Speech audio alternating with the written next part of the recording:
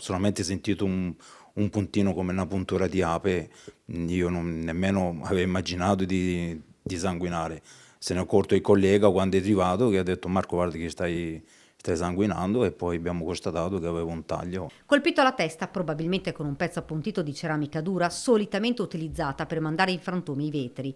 Il ladro si è accorto dell'auto della guardia giurata Marco De Santis ed ha reagito colpendolo, poi è fuggito. Potrebbero essere 3 i malviventi che hanno fatto irruzione nel giardino di un'abitazione privata, ma sono stati scoperti da un particolare che non è passato inosservato al vigilante. Io dal primo controllo alla proprietà che noi vigiliamo mi sono accorto subito che delle telecamere non stavano rivolte verso l'abitazione, ma erano rivolte verso il giù praticamente, quindi ho capito subito che qualcosa non andava, ecco, ho fatto la foto e l'ho inviata alla mia centrale operativa. È bastato poco alla centrale per capire che all'interno del giardino c'erano 2 individui. Mi sono accorta che ci sono passate queste 2 persone, questi 2 individui travisati, ok, hanno scavalcato il cancello e da lì si sono arrampicati per spostare queste 2 telecamere, per prepararsi sicuramente come per esperienza alla via di fuga quando sarebbero entrati per poter poi fuggire tranquillamente senza essere visti. Immediatamente sono stati allertati i carabinieri di Montebelluna che hanno raggiunto il posto. Nell'abitazione presa di mira dai ladri c'era il proprietario. Gli ho detto mi raccomando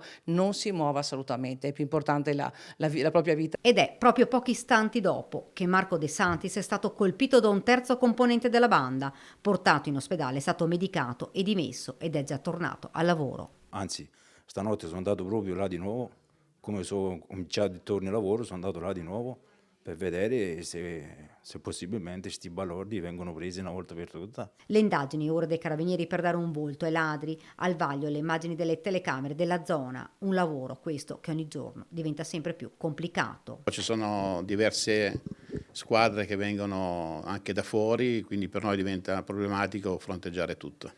Ecco, sapere che poi un suo uomo è stato ferito, che cosa ha pensato subito? Subito ho pensato all'uomo, in quanto una volta che mi hanno rassicurato che era stato lievemente ferito, ci ha un po' rassicurati e abbiamo prontamente mandato un nostro collega al pronto soccorso per verificare che era esattamente così e poi abbiamo proceduto con il continuare il servizio. Bande diverse, pericolose, impavide e pronte a tutto.